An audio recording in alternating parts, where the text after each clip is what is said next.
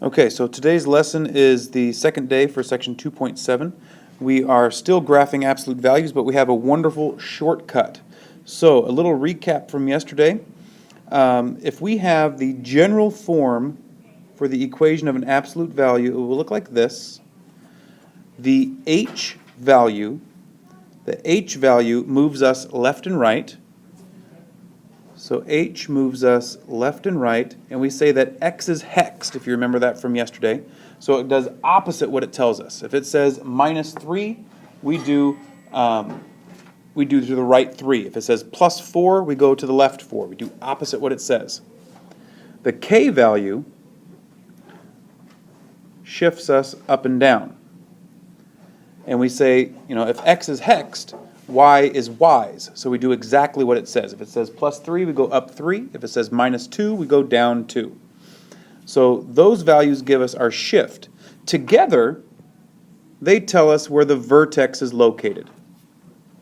Okay, because we're going to shift to the left or right, and we're going to shift up or down, and so that will then tell us where the vertex of our graph is located.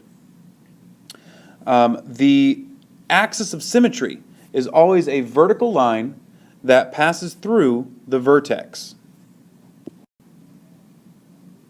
So if it's going vertically through the vertex, it gives us a line that has an equation x equals h. If you remember back to section 2.3 when we talked about the equation of vertical lines, we said that they have an undefined slope and that their equation of the entire line is always x equals a, where a was where it crossed the x-axis.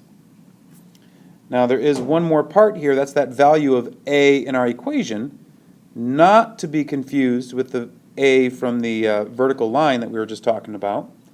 There's two things I want you to know about the a in our equation here. There's a right there. First off, if a... Maddie Carver, please come to the office. Maddie Carver. If a is negative, then the graph... Garrett Ritchie, please come to the office. ...opens down. If a is negative, our graph opens down, so our v would look something like that. Okay? Now, that's not a huge deal. We talked about that a little bit yesterday. What is actually a bigger deal today is the shortcut for graphing this, which also involves a. A is the slope of the right side.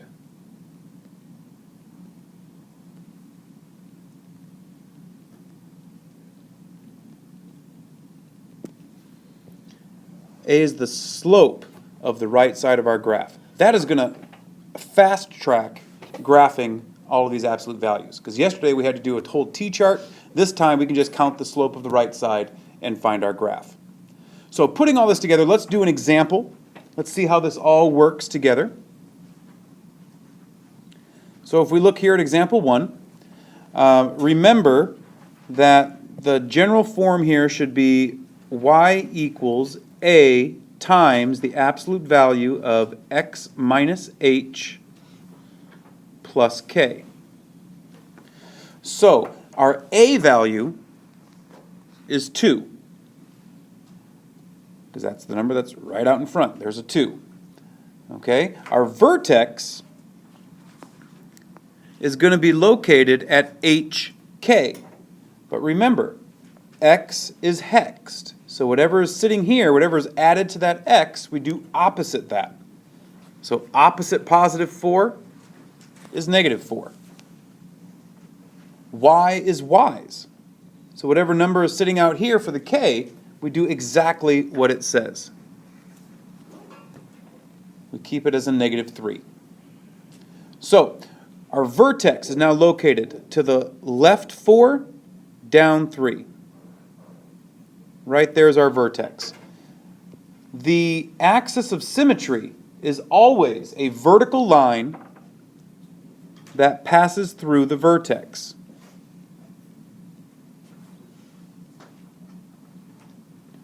Okay, the axis of symmetry is always a vertical line that passes through the vertex, and we want to find the equation of that line. So the equation of that line, our axis of symmetry, is going to be x equals -4.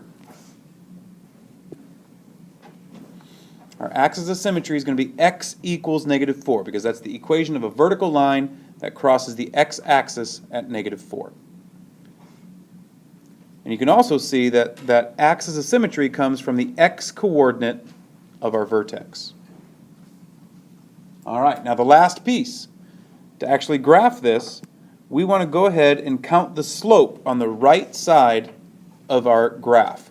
So starting at the vertex, you count a slope of a, whatever a is. A in this case is 2. So counting that slope means we go up 2 to the right 1. And we just can keep doing that on the right side of our graph. Stephen Walker, please come to the office. Stephen Walker. We go up 2 to the right 1. Well, now what we want to do is we want to mirror that to the other side of our graph. So for example, this point right here, if that vertical line, that dashed line, is a mirror, if we were looking into the mirror, that point would show up over here. Thomas Wheeler, please come to the office. This point here, if we were looking into a mirror, that point would show up here. And so essentially counting that slope, rather than going up 1, right 1 like we did on the right side, we now want to go up 1, left 1. Or I'm sorry, up 2, left 1. So we can just keep going up 2, left 1, gets us more points on that other side. So now we can graph our function.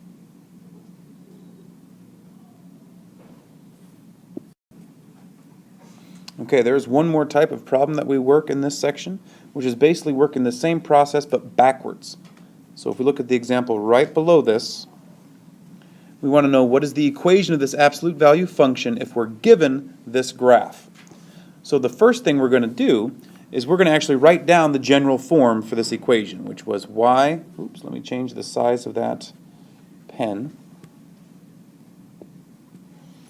y equals a times the absolute value of x minus h plus k.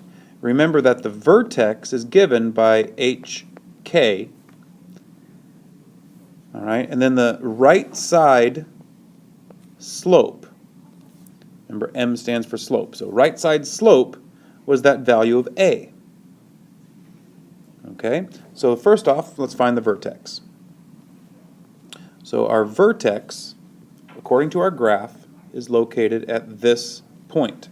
So the coordinates of that point, -1, 4. So that gives us h and k.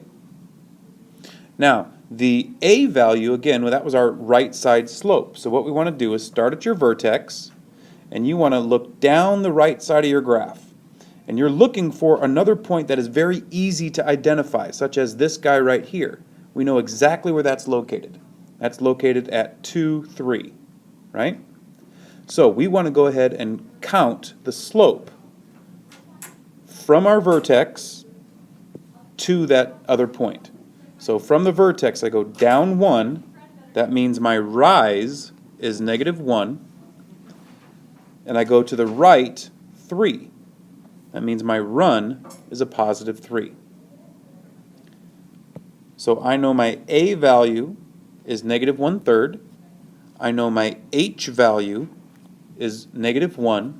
I know my k value is +4. All I need to do is plug it into that basic general form.